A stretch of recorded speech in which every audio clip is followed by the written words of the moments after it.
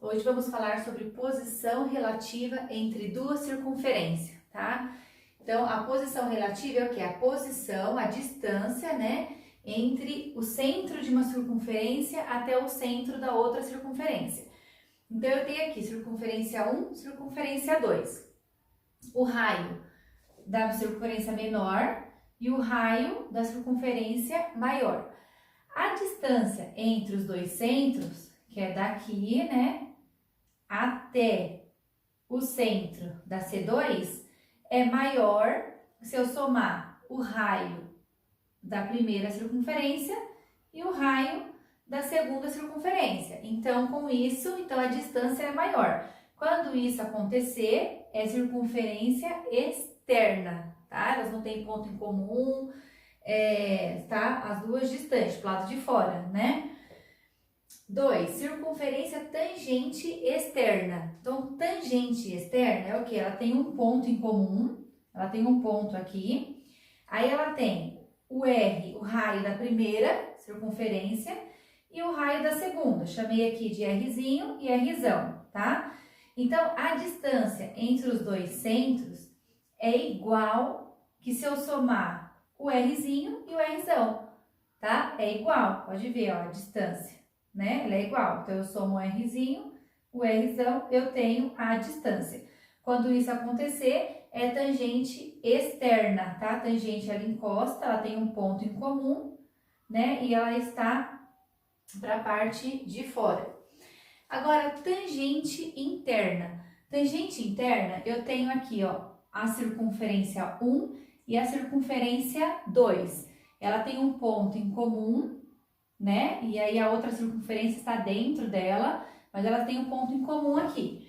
Então, quando isso acontecer, eu tenho a distância do centro 1 do centro 2. Então, a distância entre eles é igual. Eu vou pegar esse R maior da circunferência maior, ó, que é daqui até aqui, né, ó, o R maior, menos o R menor, tá vendo, ó, que é esse daqui, o menor.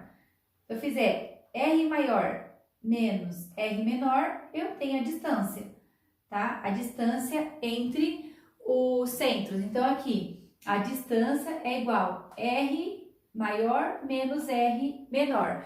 Quando isso acontecer, é tangente interna, tá? E agora, circunferência secante. Então, a circunferência secante, ela tem dois pontos em comum, porque elas se cruzam.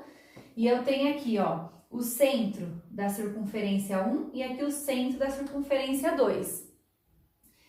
Aí, então, eu tenho aqui, ó, o raio, né, da primeira, aqui o raio da segunda, e a distância entre eles é o que? É menor que se eu somar o R1 com o R2, tá? Então, se eu somar essa parte aqui, ó, R1 mais o R2, né, a distância entre os dois centros será o que? Menor, tudo bem?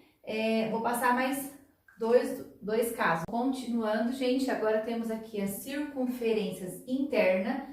É o que? A gente está com uma circunferência dentro da outra, porém elas não têm ponto em comum, tá?